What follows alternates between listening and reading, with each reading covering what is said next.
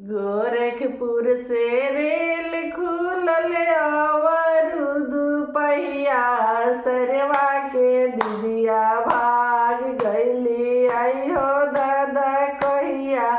सरवा के दिदिया भाग गईली आई हो दादा कहिया। दिल्ली से रेल खुलल अवरुद पहिया, सरवा के बहिनी भाग गईली आई हो दादा कहिया। पटना से रेल खुलल अवरुद पहिया, सरवा के दिदिया भाग गईली आई हो दादा कहिया।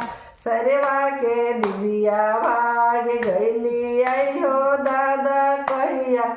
गाँव गाँव में शोर भइल, छप गइल खबर